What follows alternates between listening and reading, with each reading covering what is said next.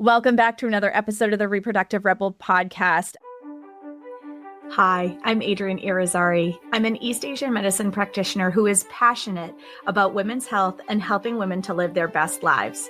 My goal is to put you in the driver's seat of your health, offering holistic solutions for a symptom-free life. Statements made in this program are for educational purposes only and not intended as a substitution for medical consultation or advice. We do not claim to diagnose, treat, or cure any diseases. This podcast is inclusive and welcomes all gender identities. The focus of the program is on biological function, and we will use the term women throughout, but it is referencing physiological and social challenges for biology, not identity. Come as you are, I am happy you're here and welcome all performances of identity. I hope you find something helpful in this show.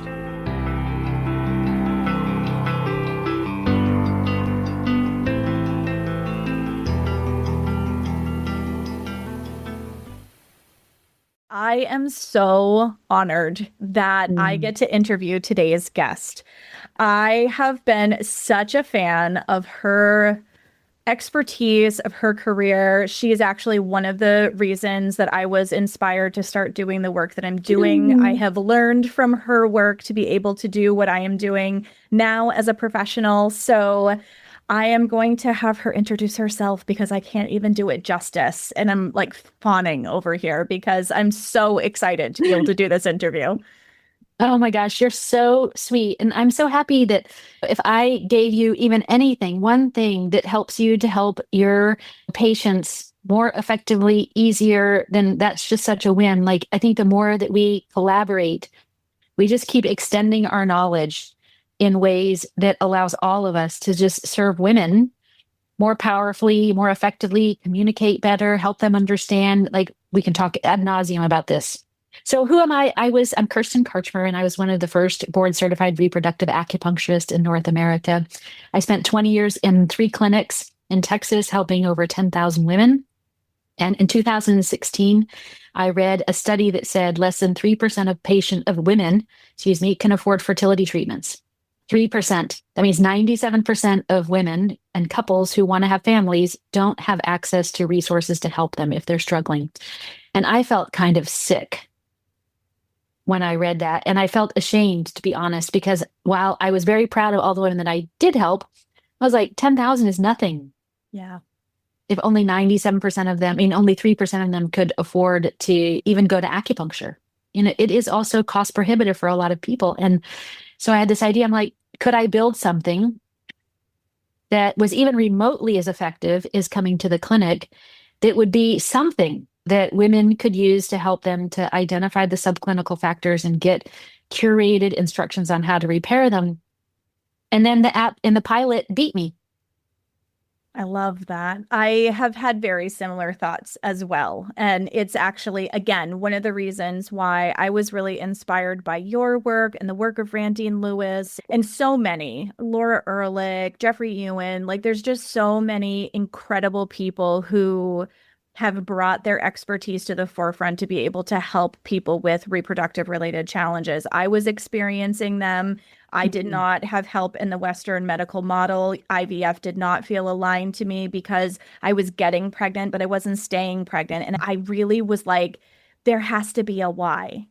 And I found that why. I've always found the why in Chinese medicine. And so I started doing the deep dive. Now you can see with her incredible opening there why she is so instrumental in not only the work that I do, but being able to help with the body of knowledge for other practitioners, for women in the fertility space to be able to get the answers that they were looking for. So let's talk about your AI project. I get goosebumps talking about it because this is the help and the support that I think some of us wanted, were interested in, but didn't know if the technology existed for. And I feel like the collision of all of those things is really coming to fruition right now.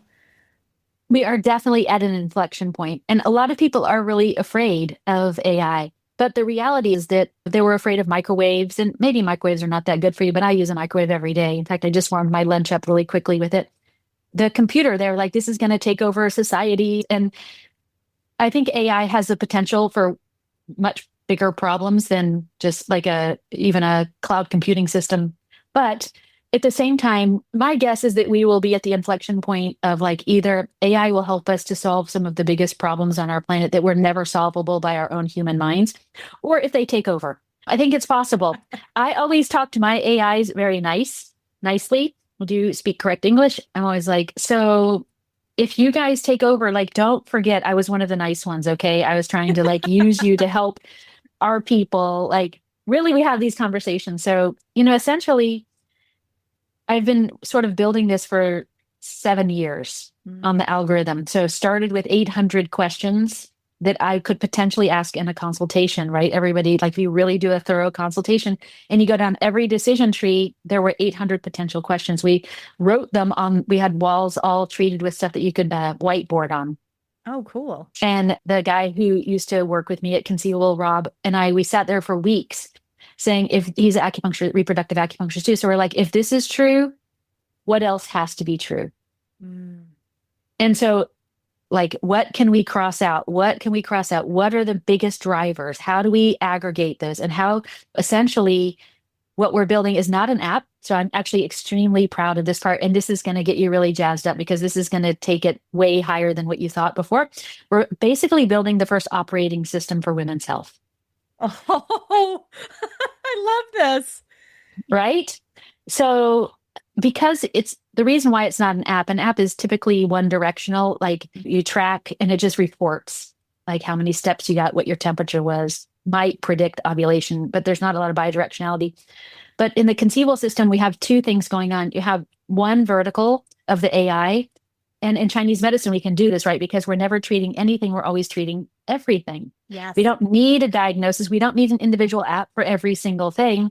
We can move seamlessly between many areas across a woman's reproductive life cycle with basically, we call it like the master AI. So that's Kai plus a virtual care team. So all driven by AI. And so just like you would at an acupuncture clinic, you go in, you do an assessment. She's basically gotten it down to about 50 questions out of 800. And then she's mapping basically. And as an acupuncturist, like you'll recognize, like there's 5 categories. There's energy, Qi, blood, temperature. This is yin and yang, stress. This is stagnation, and hormones, which we need that just because people want to know about their hormones. But basically hormones is like liver function. Yeah. And so it's assessing for those and scoring. It uses that score to predict the likelihood of getting pregnant. I mean, if you're trying to get pregnant, you can download the app today and just do the assessment. You can use it for a month for free. It's going to go down to a week. So you should do it sooner than later. After you finish the full assessment, you'll get your score. And that score is on a 1 to 100. And it's a breakdown of those 5 categories. Then what happens is if your score is above 60, you're golden. So I thought you'd have to get to 80, but you only had to get to 60. Most starting scores the average starting score is 33. So people have some work to do. I call them opportunities, but then essentially it's like, okay, it then makes a Chinese medicine diagnosis, even though it never reports that. So it's looking at everything. And it's like to itself, it's like, okay, this person has Qi deficiency, blood stagnation, yin deficiency, and whatever. And then starts building basically a care team for you, a therapist, a chef, a nutritionist, a supplement formulator, a tongue analyzer, so you can stick out your tongue and have tongue analysis done, and that feeds into your database. Wow. And even there's an acupuncturist. So like you're very skilled in reproductive medicine, but there are people who they went to acupuncture school, they're generalists, and they live in a tiny town. Yes. And you're trying to get pregnant, and the only person who's there is a person who has no experience treating fertility, and it is very different. Yes. Right? Fertility is a lot different than just general. I mean, general will help, but somebody who's trained can do much more work. So basically, I just built an AI acupuncturist. I called her Jen, Zhen. And so there you can take your phone to your acupuncturist, and then the acupuncturist can chat with me and be like, what's this person's Chinese medicine diagnosis? And it'll go to her database and it'll be like, oh, this person has Qi deficiency because of this and this. This person has blood deficiency because of this and this. Just like when I had so many acupuncturists working in my clinic, how I would make them report to me. So not only, like some kidney stuff, right? That's not a diagnosis, right? We need a clear diagnosis. Then we need clear point selection. So then it's like, for this pregnancy deficiency, use this. For the blood deficiency, use this. For the whatever, use this. What herb recommendations to make for that person so that it can just be a crutch, right? And then the app is just doing the boring education stuff. And like, please, if you're like a person who might use that, don't misunderstand that's boring for you. Just as a clinician, you kind of can say, hey, this is how you make conjugate, this is how you make conjugate, this is how you make conjugate. And that doesn't help you to help the patient any better. If you can get all of that to your patient and the patient can get everything she needs, exactly what to eat. Like when they would come to my clinic, I'd be like, you have blood deficiency. Let's try to eat more iron rich foods, a little more greens and beans. Are like, maybe they did, maybe they're not. In Conceivable, I'm like the mean aunt. I'm like, did you do it? Did you do it? Did you do it? Did you do it? How come you didn't do it? Because even not doing it, like thirst, for example, say she doesn't have any cervical discharge. Well, we know, and she doesn't drink water. We're like, well, before we start using herbs, right? She's dehydrated. Let's see if we just get her hydrated if the cervical discharge comes back. Many things are free, right? That we can do. And it looks, people even say like, well, the recommendations are kind of light. I'm like, they're not light, actually. They're the exact thing you need to do right now. But then the next month, she still has no cervical discharge. She talks to her, she has a data analyst. She talks to her data analyst. She's like, I don't know, things aren't changing. The data analyst looks at everything, the dashboard, everything she tracked, everything she shared with the therapist, every piece of data. We have a wearable. And then says, okay, well, here's what I think's going on. Blah, blah, blah, blah, blah, blah, blah, blah, blah. And explaining it to her. Does that make sense? Oh, that's so awesome. Yes, because you're pulling together an even more comprehensive profile than most people get, even when you go into an acupuncturist's office, because with a wearable and the other data, because oftentimes there's also communication issues between clinicians, right? Like you might have a care team of very great people in your locale. However, unless they all have release forms, they can't talk to each other, and those people have limited And they don't want bandwidth. to. Exactly. And so, like me, for example, I always offer, like, hey, if you're seeing a therapist, if you're seeing fill in the blank, I'm totally happy to communicate with your providers so that we can work together collaboratively. Once in a while, I'll have people take me up on it, and those providers are open to it, but not often. And some of it's limited bandwidth, right? Because Of we're course. human, we only have so many hours in a day. So this is amazing to have this kind of a comprehensive tool. And to your point that like reproductive related acupuncture is a very special area. I've had conversations with many acupuncturists who were like, oh, I didn't know that. I haven't learned that. I didn't fill in the blank. And like, those are places where I feel like I've been able to really meaningfully be collaborative with somebody's acupuncturist. There's not a lot of me, there's not a lot of people with your level of expertise. So to have a resource like this that you can essentially create this whole comprehensive picture and then take it into your acupuncturist, because there are some, because like an LAC can order herbs, but sometimes they don't have the training. But because they have the license number, they can go to companies and place those orders. I have the training, and sometimes I can't get a hold of it because I don't have that license number. And so I Mm. will say, here's what you need, and the acupuncturist will order it. And I'll have a conversation with the acupuncturist, but there's some limitations there. So Hmm. having a resource like that is so huge. Like again, total goosebumps, everybody, because this is the kind of gold mine, because we are seeing epidemic levels of fertility challenges, particularly in the United States. And when I say that, I'm not just talking about women. Like we are at a critical mass point where if we don't make some really huge changes, we're going to have a slide, because like men are subfertile across the board. It's Hmm. terrifying. And yeah, like when I was first in practice, like I started my practice in 2000. And in that point, male factor accounted for about 20%. And now we're a solid 50%. Yes. And part of that's probably more testing, but microplastics seem to be one of the biggest problems. Microplastics, BPA's, phthalates. And I think both for men and women, this sort of ties into something I see a lot is especially for the men, like the women will say, no, it's not my husband. He's so healthy. And I was like, well, tell me about like what does he do? Well, he works for UPS. So he's a like UPS driver, but he also gets up at 4 o'clock in the morning and goes to the gym 2 hours before, for 2 hours before he goes to do like UPS driving. And I was like, what do he eat? And he's like, he eats pretty clean. He usually has like a Subway, which isn't horrible, right? But you know, not, I wouldn't say that's like super healthy. And then dinner, whatever. Sometimes we go out, sometimes we cook in. And does he drink? Yeah. I mean, he drinks. Does he smoke or anything? Oh, he dips.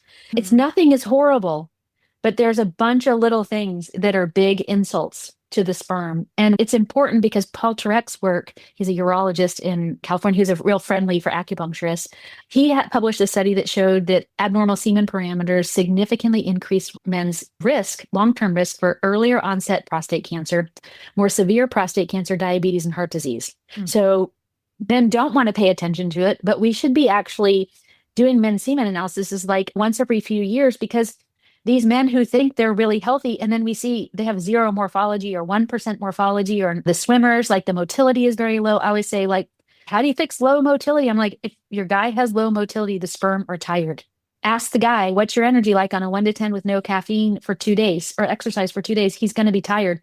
Fix the fatigue, you'll fix the motility. Again, it doesn't always require an action Mhm. of like, take this or do that. Sometimes there's small like biohacks that can make a huge difference both for male and female fertility. And you're right. I mean, this is why, like, I know we already said that we would talk about it before, but I'm starting this little movement. I'm just going to give a teaser on it called I Stand With Her for that very reason, because currently in this political state, wherever you live in the world, like women's rights and access to power and initiatives towards making women's health better, more effective, safer are really just evaporating right Mm. before our eyes.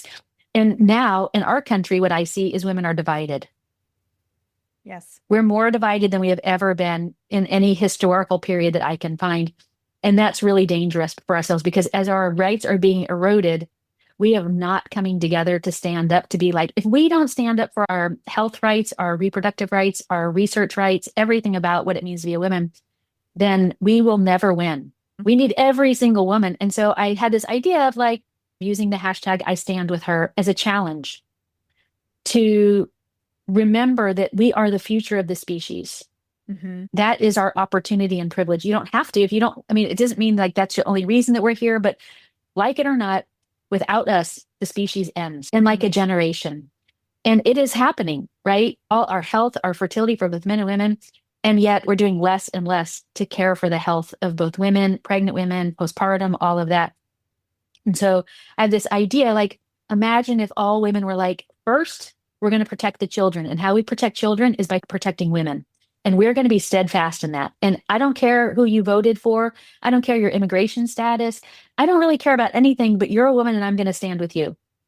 I'm going to vote what's on the best for all of us. And sometimes there's some differences of what people think is the best things. It's not a perfect system, but it is a mindset because people are getting really hateful Mhm. right now. Yes. And women are getting hateful towards each other. If you look on social media, the comments between like political things, it's really ugly. And I don't feel good about it. And I don't feel good about it for women. And so I think this idea, it's one of the reasons why I've been trying to do so many episodes to really talk about thinking about it. And I want to just give a quick example. So I live in a condo and in the inside, there's like a parking lot. And I just take my dog out there and let her run around when it's nighttime and nobody's around because she's a little tiny chihuahua. And I was out there and somebody pulled in and I was walking over just to pick her up. And it's like 20 miles an hour. And she got kind of close. And as she got close, I just held up my hand and I picked up my little show and I was walking across and she honked at me like real nasty. And I wanted to have a really rude response for that, like give her the bird or something or tell her to F off. I was just like, whatever. Like I got so mad. And then I looked in there and it was a woman.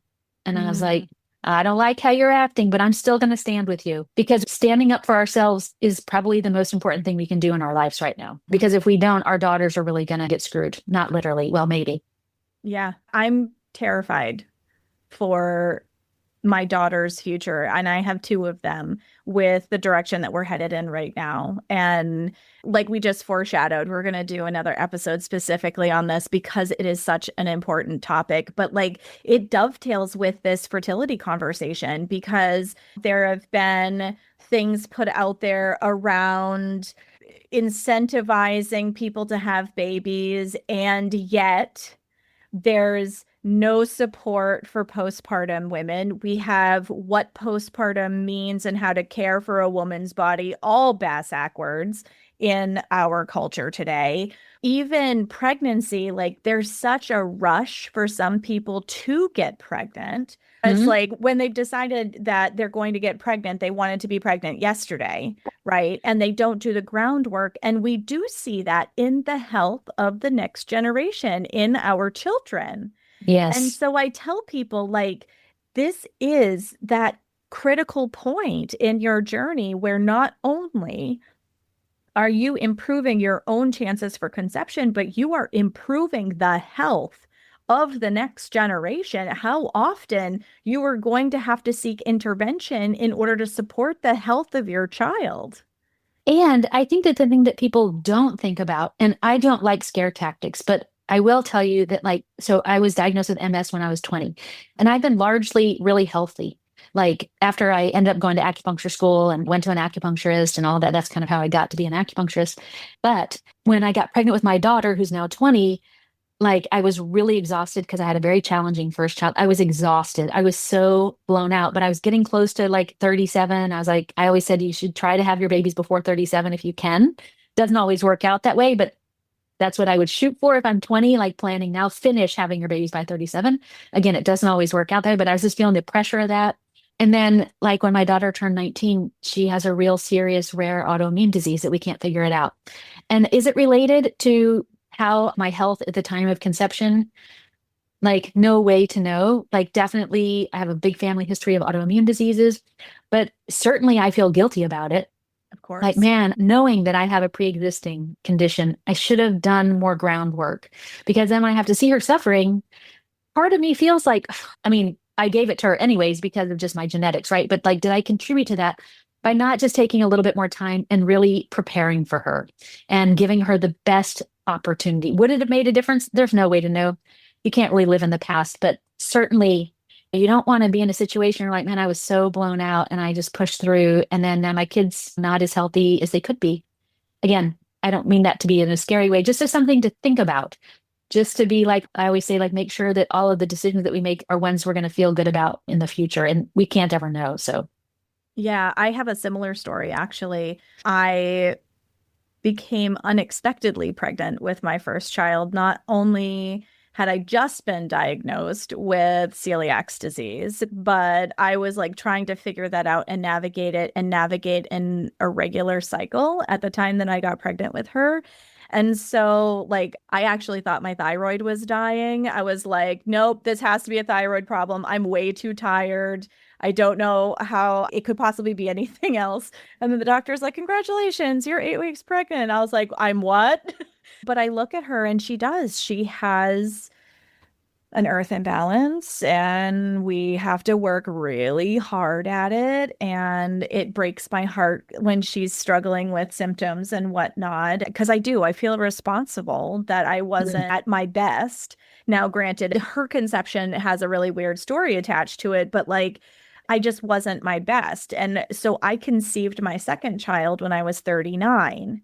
And I had pretty much given up hope that this was going to be an aligned thing for us. But because I have been a living, breathing practitioner of my work for over a decade at this point, actually longer than that now, 15 years probably. I have a completely different experience with how my pregnancy went, my birth story, my recovery afterwards. And I'm sitting here at 41 about to celebrate his first birthday, and I feel like a completely different human than I mm, did at 27 when I had my first child because of the work that I had done leading up to. So, just from my lived experience, it really does matter. And it matters not only in the health of your child, but also in your own recovery and how you look. Like, I started having a cycle and it's been regular ever since it began. So, like, it's one of those things where not to be corny, but like that you are what you eat. Well, that's everything that you consume. The energetic side of things, Mm. like what are you telling yourself in your head? How do you feel in your body?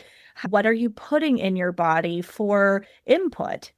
Right? That could be food, but that could be a whole bunch of other environmental things as well. And we end up being the culmination of all of those things. So to have a tool like Conceivable to be able to help look at the entirety of the picture, because that's also where I feel like there's this disconnect in the traditional Western system, is the fact that you're a sum of parts. You go to one Mhm. doctor for your reproductive system, you go to one for your throat, you go to one for your mind. After you have the baby, you have to go to a completely different person to figure out how to use your boobs to nurse your child. Like we're just a sum of parts instead of looking Mhm. at the body like an alchemical experience. And so having a tool like that is priceless.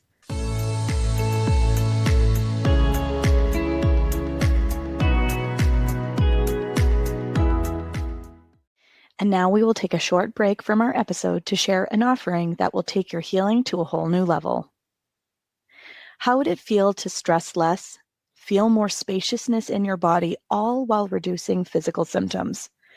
I can tell you from personal experience, it's one of the most empowering and freeing experiences one can have. Rebel Remembered is a year-long journey using goddess archetypes, body wisdom, and ancient modalities to bring a level of health to your body unlike anything else. As a Chinese medicine practitioner, it has always been clear to me that the emotional body is at the root of physical symptoms in the body. This program is truly holistic, addressing physical symptoms by exploring spiritual and emotional themes, much like this episode. This opportunity only opens once a year, so be sure to get on the waiting list for when enrollment opens this fall. The link is in the show notes. And now, back to the show.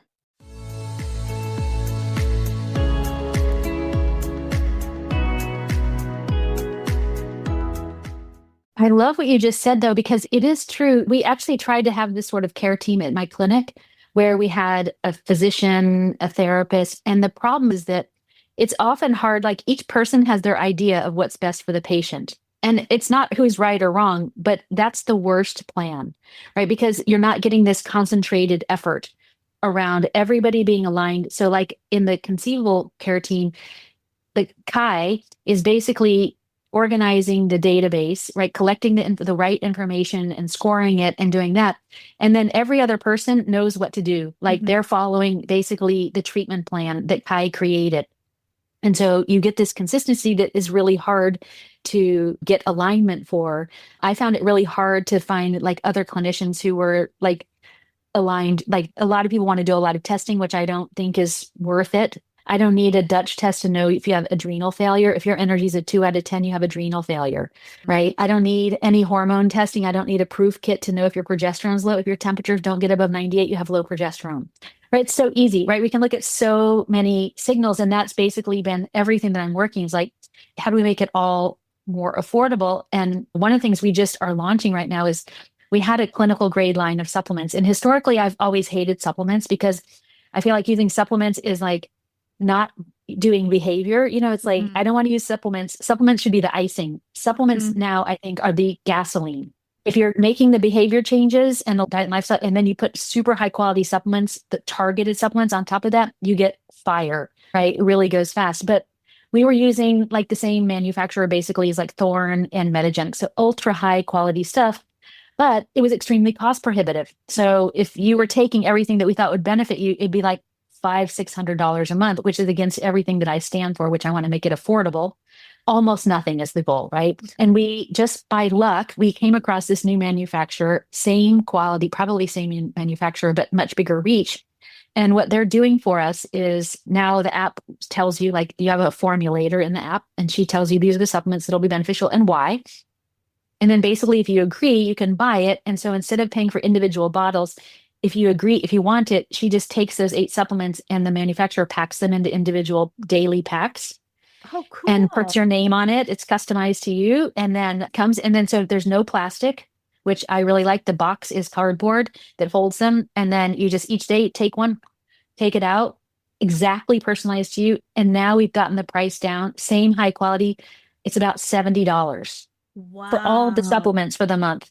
That's Huge no-brainer. And they were actually like 55 and no one was checking out. And so I emailed all these people. I'm like, I tried to make this a no-brainer, highest quality on the market, 50% cheaper than like cheap supplements, 70% cheaper than premium supplements. And people are like, I thought it was fake because it was so cheap. oh wow. Yeah. Because It's it is such a such good a big, deal. yeah.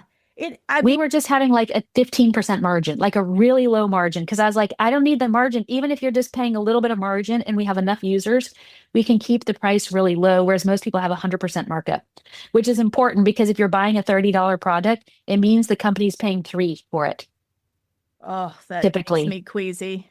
Yeah, so you have to be really careful. But anyways, if anybody's listening and they want, we have pre-packs for like PCOS, endo, but you can also do the quiz on the website if you don't want to use the app and you can get your pack. But if you use the coupon for the next 2 weeks, save 40, one word, you'll get 40% off your first order, which brings it down to like 15.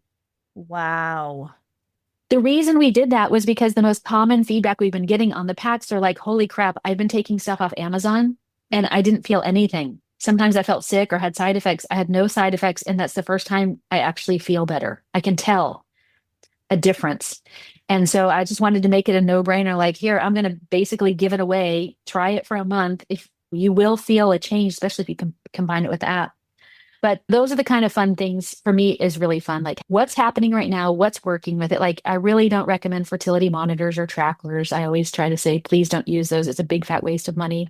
They're very stressful for women, give you information, but they don't tell you what to do about it or what it Yes. means. Like your PGD is 22.4. And then they're like, holy crap, what do I do? They screenshot it and send it to me. And I was like, don't worry about it. Just delete that. Like, not important because it isn't going to change what we do. If it's not going to change what you do, and if you can't measure it to see progress, to me, it's not worth doing. I love this. I very much work in that same mindset. And I love what you said a few minutes ago about I don't need a test to tell me about your progesterone. Like I try to explain that to my clients and they still will come to me with data, which is great. And I can read them. And I'm like, okay, well, this just essentially validates what I know because the whole premise of the traditional Chinese medicine philosophy is you treat what's in front of you. So, like, great. That set of labs was a snapshot in time. However, you are evolving. As you do the work, you're healing the root, which takes care of the branches or the symptoms that you're Yes. experiencing. So eloquently said. And it's like you are growing and evolving and changing. So, what you're Mm. giving me from 3 months ago is different than where you are today, which is beautiful. We see where you were, but you're in a completely different place now. And because we've been so indoctrinated into this system of, I need blood work, I need this, I need that in order to validate what's going on or to quantify that I don't feel right. Like I often will tell people, I introduced myself at a festival recently where I was just like, hi, I said, I am the person that works in the space between your labs are fine and I don't feel right. And everybody That's started perfect laughing, but it's true, you know, because and then that's everybody. so The doctor are like, you're fine. Like, I feel like ass. exactly, exactly. And this is why I've always looked to the 5,000 plus year old medicine for the wisdom that I'm looking for, because that's a lot of bodies, right? Like it's such a sophisticated way of looking at the body, understanding the interworkings, and being able to look at the way the body is showing up and moving through the world and identifying why it's not functioning in an optimal way. And a lot of times we look at ourselves gardeners, right? Like you're trying to provide the right things to the plant. You're not going to shame the plant for not thriving. You're just going to create the right parameters so that the plant can thrive on its own. And Hmm. fertility is no different. So being able to put really high quality supplements into your life and being able to adopt the kinds of changes in your lifestyle, because really what it is, we're teaching people a new rhythm of how to Mm. move through the world.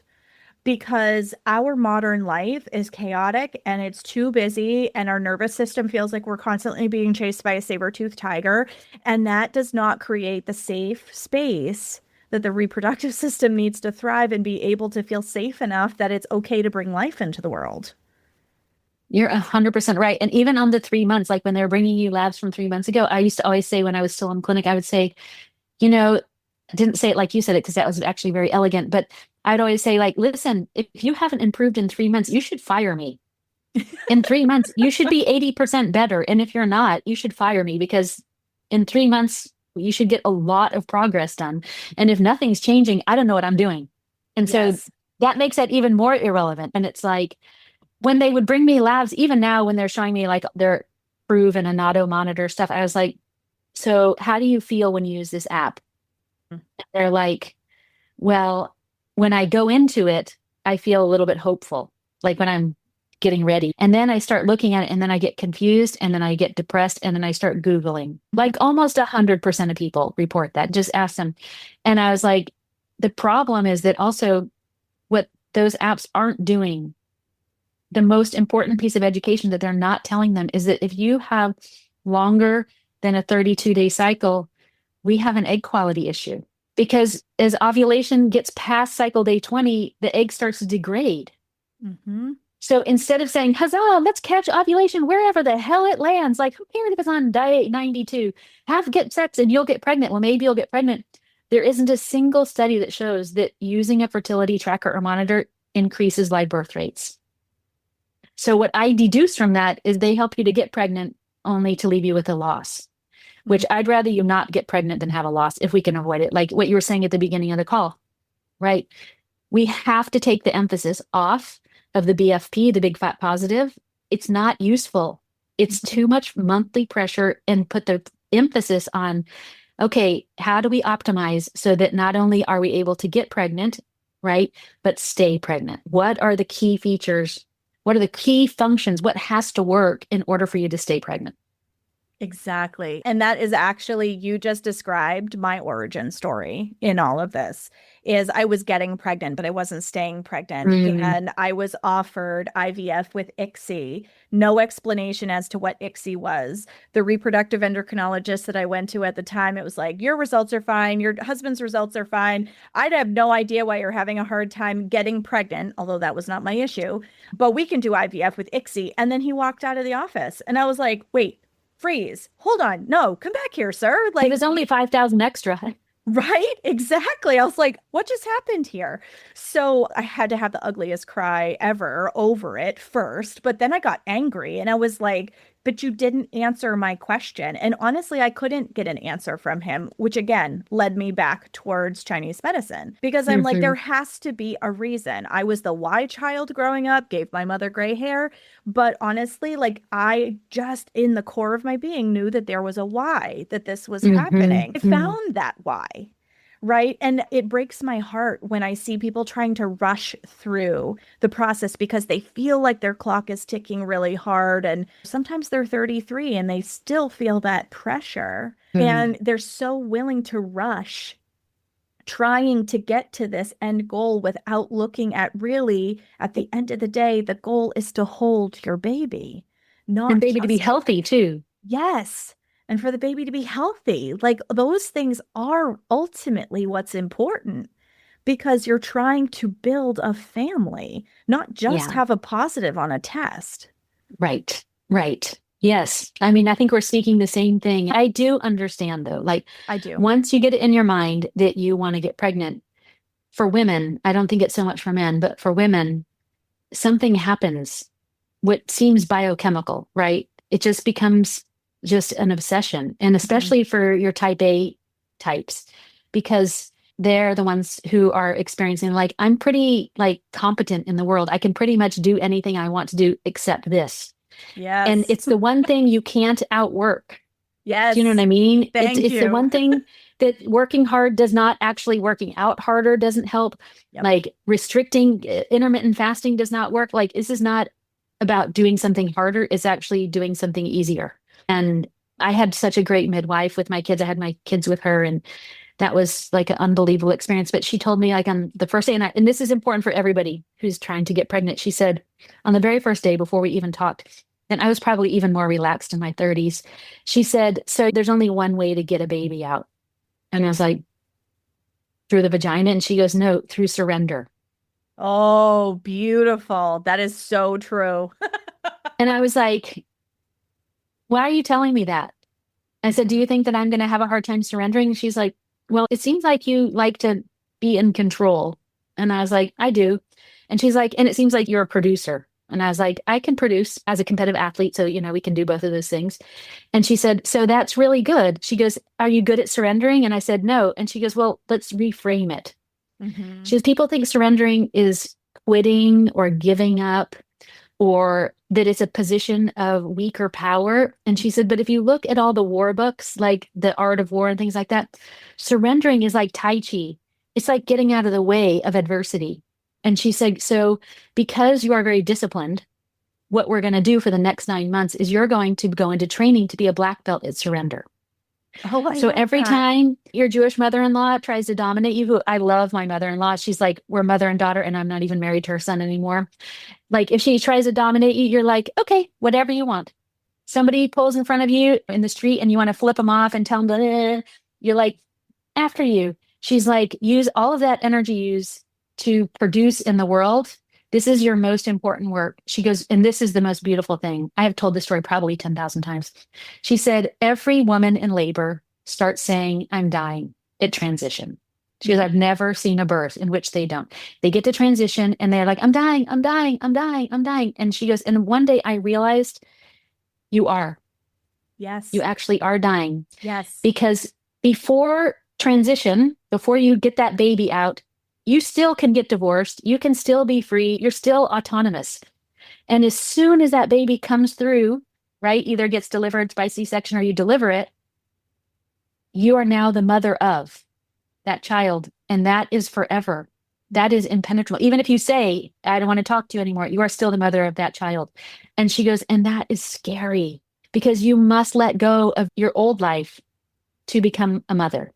And she goes, so at the moment when you start saying, when you're in your labor, when you're Mhm. like, I'm dying, I'm dying, I'm dying, I'm going to look you square in the eye and say, you are. Congratulations. The crime.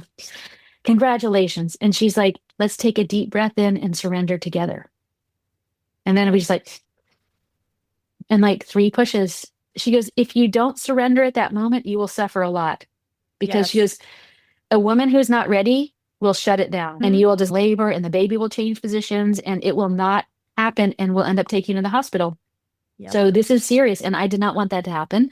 And so I took that really seriously. And it was like same thing. I was like just losing my mind. And again, like not medicated. And then all of a sudden it was just like, I'm ready. And the baby just came out so easy. It was shocking. Oh, it's so true. And word it kind of similarly, although I like your midwife's explanation much better. When I'm talking to clients, I'm like, this is your first exercise in learning how to surrender because absolutely everything about the birth portal is you coming face to face with surrender. It's so true. And every time you birth, you are born anew. Mm. And like I had my daughter when I was 27, and then when I had my son at 40, it was different. Like for her, it was the long game. It was like one contraction to the nest. I rested in between, and it was just kind of like slow and meandering down a path, right? For him, when he finally decided to come, he was 2 weeks late, but when he finally decided to come, it was fast and intense and furious. And so, like, every time we crested the wave of a contraction, I'd be like, you did such good work, buddy. Like, I was actually saying it out loud. Mm. I was like, we're doing this together. You're doing so great. Mm. And at the end, people who were in the room with me were like, I haven't heard people talk like that through a birth. And I'm like, well, but it's a Mm. partnership. It takes both of us. And I remember when I hit transition because I remember thinking, I don't know how much longer I can maintain this level of intensity without being able to catch my breath. Because that's Yeah. where I was at, is they were so close together and they were so intense that like catching my breath in between, there was no Oh, opportunities. that's And scary. it was scary. But then I remember having this moment of, okay, dude, we're almost there. And when I dropped in and I spoke to him, it was just like you said, it was like 3 pushes and he was out. And it birthed me anew. My work Mm. is different. The way I move through the world is different. The way I articulate myself is different. And you are birthed with every birth. And so the beginning part of this fertility journey, using amazing tools like Conceivable and having this cohesive plan, is like where the plan is there. And now you get to just participate rather than trying to think your way through it, which is a way of beginning to get accustomed to this level of surrender. Because in general, women keep themselves safe through hypervigilance. And for so many reasons, we tend to be predominantly more hypervigilant as women, particularly today. And having a plan, literally, here's the plan, here are the steps that you have to do. I'm giving you the packet of supplements. Like, you don't have to think your way through it. You just have to Yeah. stay embodied, remain with the process. Like, it's going to help you get to your end goal so much faster. And not waste time. It's like so often, I'm sure Exactly. you see this too, where like people are doing a bunch of stuff that is actually not even useful or Yes. injurious. Like the women who don't have high testosterone taking myo-inositol D-chiro. Well, D-chiro has been shown to hurt egg quality. And if you don't have high testosterone and you take D-chiro, you're going to have low testosterone, and then you're going to hurt your fertility, right? And so helping them to identify just what are the single most important things to do, and then let's see how you do. And then we keep peeling back the layers of the onion so that we don't have to do everything. It doesn't have to be hard. It can be 10 minutes a day. There's like so little things that you can do that can really make a huge difference. I love this. So, if you were to leave our listeners with any final thoughts, I would love a final thought and then Mm. how they can connect up with your incredible resource. So my final thought is that regardless whether you're working on your period or your fertility or just overall health, one, you can use the app right now, even though it'll say fertility. But second of all, I would say, and you, I don't know, you can agree or disagree with me, probably 80% of you can, with a little bit of help, significantly improve your fertility potential in a couple of months. And so if you can trust that your body can heal, you need a little bit of targeted information and a little bit of action on your part. Doesn't have to be Herculean in any way. It seems like it's a really big problem. I have never seen a true case of unexplained infertility, not once in my practice has somebody come in and I'm like, huh, everything looks really good. I don't know why you're not getting it. Never happened, not a one time. Hmm? So what that tells me is that it's a bullshit diagnosis. It just means unexplained infertility just means there isn't a diagnosable cause. It doesn't account for the 50 or more underlying factors that are also highly correlated, like doing CrossFit or exercise to exhaustion 4 or more times per week decreases your likelihood of getting pregnant by 70%. Decreases, right? So there's a bunch of things that people could be doing. So the takeaway is that actually you can probably fix almost all of this with a tiny bit of help, right? From somebody like you, from somebody like me, a book. I mean, you would be very surprised, but resist the urge to do everything. Hmm. Whomever you decide to work with, it should be like 6 or 7 things that you should be working on and try to make it as easy as possible. And then what you want to do is whatever you're doing in 30 days, you should see probably 25% improvement and another. So over 3 or 4 months, you get about 70 or 80% improvement. And what's nice is, like you said, like the first month, you'll see some improvement that'll give you confidence. You won't be like, I don't know if it's working. I'm doing the thing. It's not like when you're losing weight and you're like, I don't know, I'm not eating, but I'm not losing weight. No, stuff is going to change. If what you're doing is the right stuff, you will see progress. Not 100%. Be gentle to yourself. And if you want to connect with me, the best way is on our website, conceivable.com. You can download the app from the App Store. Soon it'll be out on Android. And we have a whole new version coming out to make it easier. Just this kind of technology has never been built before. So the first version of it, people are a little bit confused on like, what does the score mean and how do I use it? And so that will continue to improve. Remember to use the coupon SAVE 40 if you want to try the packs for 40% off. That's a good deal. And I'm on TikTok, your fertility expert or the period expert. So, but TikTok might go away. So I haven't been like promoting that so much, I but it love might that. not. So go ahead and follow on TikTok too. So, thank you for sharing your expertise, for sharing this incredible resource with our listeners. I know that there's going to be a whole bunch of people that are going to go check it out because this is a really hot topic right now. It's one that I see a lot in my practice. And I just love all of the resources and that theme around it only takes small changes to make a big impact, because when you're on your fertility journey, a lot of people get really overwhelmed by, am I ever going to get there? And being able to take it in these like sound bite kind of steps is so important for morale, for hope, for all of those things. So check out Conceivable. It's incredible. Thank you again so much for being on the show. And make sure to follow everybody, because I am going to have a part 2. We're going to talk about I Stand With Her, which I think is incredibly important in today's climate. So stay tuned for our next episode. Thank you for joining me for another episode of Reproductive Rebel. Reproductive Rebel is recorded by certified peri-steam hydrotherapist and acutonics practitioner, herbalist, and Chinese nutritional therapist Adrienne Irizarry of Moon Essence LLC. If you are interested in setting up an appointment for one-on-one support, ordering from our store, or checking out our course offerings, visit our website at moonessence.life. Be sure to subscribe to our newsletter and get insider information on upcoming events and offerings. Join the conversation. Like and follow us at MoonEssenceMe on Instagram, Facebook, or LinkedIn. Your voices make this program possible. Thank you all for your continued support.